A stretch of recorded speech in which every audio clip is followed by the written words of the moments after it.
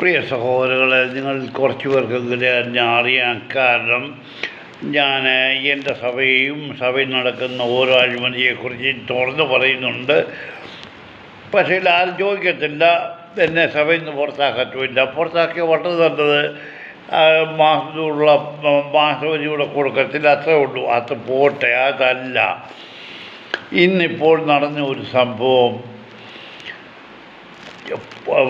ചെമ്പഴന്തി പള്ളിയിൽ, അതായത് saint George high school Chempazhanthi, Thalassery, അവിടെ ഒരു ഹൈസ്കൂളിൽ ഏതോ ജില്ലാ സ്പോർട്സോ ഏതോ സംഘടിപ്പിച്ചു.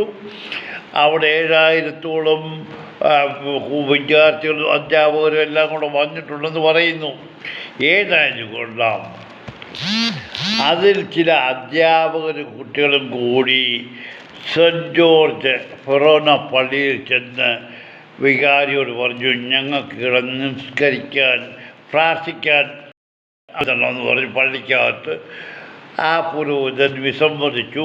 എന്നിട്ട് ഇവർ പോയി കന്യാസികൾ താമസിക്കുന്ന സ്ഥലത്ത് ചെന്നിട്ട് പറഞ്ഞു, ഞങ്ങൾക്കിവിടെ നിസ്കരിക്കുക എന്നാണെന്ന് എനിക്ക് തോന്നുന്നു, നിസ്കരിക്കാൻ സൗകര്യത്തിലെന്ന് പറഞ്ഞ് അവരും വിസമ്മതിച്ചു. ഇവിടെ പോലീസ് ഒക്കെ വന്ന് പറയുന്നു. ഏതായാലും കൊണ്ടും ഇതിനെ നമ്മളെന്തിന് വെറുതെ ബഹളം ഉണ്ടാക്കുന്നു? കത്തോലിക്ക സഭയിലെ വിശ്വാസികളോടാണ് എനിക്ക് ചോദിക്കാനുള്ളത്. നിങ്ങൾ ഇതുവരെയും വാ മൂടിക്കെട്ടിയിരുന്നു. അതിൻ്റെ ഫലമാണ് ഇപ്പോൾ അനുഭവിക്കുന്നത്. ഇതിൻ്റെ അപ്പുറത്തേക്ക് നിങ്ങൾ അനുഭവിക്കും. കാരണം നിങ്ങളുടെ തലപ്പത്തിരിക്കുന്ന മാർപ്പാപ്പ, ഞാൻ പലപ്രാവശ്യം പറഞ്ഞതാണ്, ഇറാഖിൽ പോയി അവിടുത്തെ വലിയ മുസ്ലിം പണ്ഡിതനുമായിട്ട് ഒരുമിച്ച് പ്രാർത്ഥിച്ചു. അവരെന്തോ ആരാ പ്രാർത്ഥിച്ചത്? മാർപ്പാപ്പ പ്രാർത്ഥിച്ചോ അതോ മുസ്ലിം പണ്ഡിതൻ പ്രാർത്ഥിച്ചോ? അവരെ മോസ്കിൽ പ്രാർത്ഥിച്ചോ? ഇറാഖി ദേവാലയം ഉണ്ടോ എന്ന് എനിക്കറിയില്ല. ഏതായാലും കൊണ്ടും ഒരുമിച്ച് പ്രാർത്ഥിച്ചു. അപ്പം അവരെ ഒരു ദൈവത്തെ അല്ല പിടിച്ചത്, അല്ല രണ്ട് ദൈവത്തെ അല്ലോ. അത് ക്രിസ്തുവിനെയാണോ നബിയാണോ എന്നുള്ളത് ഞാൻ ചോദിക്കുന്നില്ല. ഏതായാലും മാർപ്പാപ്പ ഇറാഖിൽ ചെന്ന് അവിടുത്തെ വലിയ മുസ്ലിം പണ്ഡിതരുമായിട്ട് ഒരുമിച്ച് പ്രാർത്ഥിച്ചു. അപ്പോൾ പിന്നെ എന്തുകൊണ്ട് ഇവർക്ക് ഈ ദേവാലയത്തിൽ വന്ന് പ്രാർത്ഥിച്ചുകൂടാ? ആരാ വഴിപറ്റിക്കൊടുത്തത്? നിങ്ങളുടെ മാർപ്പാപ്പ. നിങ്ങളോട് ഒരു കാര്യം കൂടെ ഇതിൻ്റെ ബാക്കി ഞാൻ പറയുന്നതിന് മുമ്പായിട്ട്, നിങ്ങളൊക്കെ അഴകുവിനെ കണ്ടപ്പോൾ കത്തോലിക്കനും യാക്കോയും ഓർത്തഡോക്സും എല്ലാം ഇത് തന്നെ അഴകുവിനെ കണ്ട അപ്പ എന്ന് വിളിക്കുന്നവരാണ്. കഴിഞ്ഞ കുറച്ച് കാലങ്ങൾക്ക് മുമ്പ് മാർപ്പാപ്പ പറഞ്ഞ വാക്കാണ്, സ്വർഗഭോഗികളെ നമ്മൾ സമൂഹത്തിൽ നിന്ന് അകറ്റി നിർത്തരുത്, അവരും ദൈവത്തിൻ്റെ സൃഷ്ടിയാണ് എന്ന്. അപ്പോൾ നിങ്ങളുടെ വായ എവിടെ പോയി? നിങ്ങൾ എന്തുകൊണ്ട് മൗനം പാലിച്ചു? അപ്പോൾ ഞാൻ ചോദിക്കുന്നത്, ദൈവം ആദ്യകാലത്ത് പഴനിമത്തിൽ അഗ്നി ഇറക്കി നശിപ്പിച്ചത് സ്വർഗഭോഗികളെയാണ്, സോദോം ഗൊമോറയിൽ. അത് വായിച്ചിട്ടുള്ള ഈ മാർപ്പാപ്പ അതല്ല വായിച്ചിട്ടുള്ളത്. കാരണം മാർപ്പാപ്പ ഇതേ വർഗത്തിൽപ്പെട്ടതാണ്, സ്വർഗഭോഗിയുടെ വർഗത്തിൽപ്പെട്ടതാണ്. അല്ലെങ്കിൽ നിങ്ങൾ കത്തോലിക്കൽ വേറെ വർഗം എന്നോട് ചോദിക്കേ. ആ സ്വർഗഭോഗികളെ ദൈവം നശിപ്പിച്ചപ്പോൾ അത് വായിച്ചിട്ടുള്ള മാർപ്പാപ്പ പറയാണ്, ഇവരും ദൈവത്തിൻ്റെ സൃഷ്ടിയാണ്, അതുകൊണ്ട് സമൂഹത്തിൽ നഷ്ടപ്പെടുത്തരുത്. ആ സൃഷ്ടാവിന് തോന്നാത്ത അനുകമ്പ മാർപ്പാപ്പയ്ക്ക് ഉണ്ടായതെന്നുകൊണ്ടാണ്. അത് നിങ്ങൾ മനസ്സിലാക്കിയാൽ മതി. പോട്ടെ, ഈ മാർപ്പാപ്പ തന്നെയാണ് ഇപ്പോൾ ഇത് വഴിവെട്ടിക്കൊടുത്തത്. നിങ്ങൾ അനുഭവിച്ചു. നിങ്ങൾ ഇതിൽ കൂടുതൽ അനുഭവിക്കും. ഈ കുർബാന തന്നെ ആരുണ്ടാക്കിയെന്നുള്ളത് നിങ്ങൾക്ക് വല്ലതും അറിയാമോ? കണ്ട സ്ഥാപകന്മാർ കുർബാന ഉണ്ടാക്കി. അതെങ്ങനെങ്കിലും ഇതുവരെ നടന്നു. ഇപ്പോൾ കുണ്ടി തിരിഞ്ഞും മറിഞ്ഞും കുർബാന നിങ്ങളുടെ കത്തോലിക്ക സഭയിൽ അടി നടക്കുന്നുണ്ടോ? നിങ്ങൾ എന്തുകൊണ്ട് ചിന്തിക്കുന്നില്ല? എന്തുകൊണ്ട് ഈ സംഭവം നടക്കുന്നു? ഈ അന്ത്യകാലത്ത് ആരാ അന്തിക്രിസ്തുവിനെ സ്വീകരിക്കാനായിട്ട് തലപ്പത്ത് നിൽക്കുന്നു എന്നുള്ളത് കത്തോലിക്ക സഭ ബൈബിൾ വായിച്ച് നോക്കി അറിയാം. ഇനി ഞാൻ അതിനെക്കുറിച്ച് പറയുന്നില്ല. ഇത് തന്നെയാണ്. ഇത് ഒരു സഭയല്ല. മാർപ്പാപ്പ എന്തുകൊണ്ട് ഇതെല്ലാം ചെയ്യുന്നു? മാർപ്പാപ്പയെ കാണാൻ മാതാ അമൃതമായി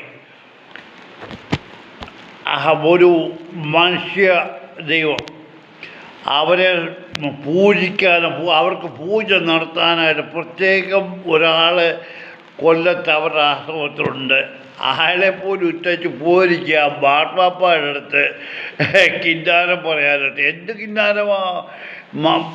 മാതാമൃതമായി ഹിന്ദു സംസ്കാരത്തിൽ നിന്നുള്ളത്.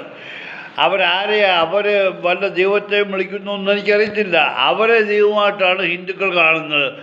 ഈ സ്ത്രീ മാർപ്പാപ്പയെ കാണാൻ പോയി എന്തിനാ? ലോകത്തിൽ മാർപ്പാപ്പയെ പോലെ അത്രയും ആൾക്കാരെ മാതാമൃതയുടെ പുറകിലുണ്ട്. എന്നിട്ട് മാർപ്പാപ്പയെ കാണാൻ പോയി എന്തിനാ? ഇതൊക്കെ നിങ്ങൾ മനസ്സിലാക്കണം. അന്ത്യകാലം. ഞങ്ങളുടെ ഓർത്തഡോക്സ് സഭയിലെ കൊലക്കേസിലെ ഒന്നാമത്തെ പ്രതി കാതോലിക്ക. ആ മനുഷ്യൻ കാതോലിക്ക ആയത് എങ്ങനെയാണെന്നുള്ളത് ഞാൻ പറയുന്നില്ല. ആ മനുഷ്യൻ റഷ്യയിൽ പോയി. റഷ്യയിൽ കേരളത്തിൽ കത്തോലിക്കായോ ഒരു പുരോഹിതനോ മെത്രാനോ ജീവിക്കുന്ന സുഖ സൗകര്യങ്ങളൊന്നും അവിടെ ഒരു മെത്രാനും പുരോഹിതനും ഇല്ല എന്നുള്ളത് അവിടെ പോയിട്ടുള്ളവർക്കറിയാം. ഇവൻ പോയി പടക്കരി കൊടുത്തവിടെ അവിടുത്തെ വലിയ ഒരു സഭയുടെ ഓർത്തഡോക്സ് സഭയുടെ വലിയ പടക്കരി കൊടുത്തപ്പോൾ അവൻ വളരെ സന്തോഷമായി.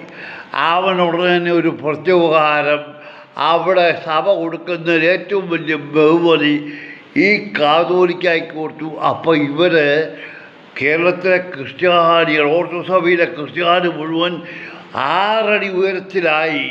ജലത്തിന് താഴെയൊന്നുമല്ല.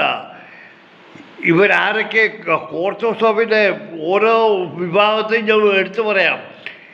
ഇതാണ് ഇവിടെ നടക്കുന്നത്. ഇവൻ എന്നിട്ട് പോയത് പോപ്പിനെ കാണാൻ. എന്തുകൊണ്ട്?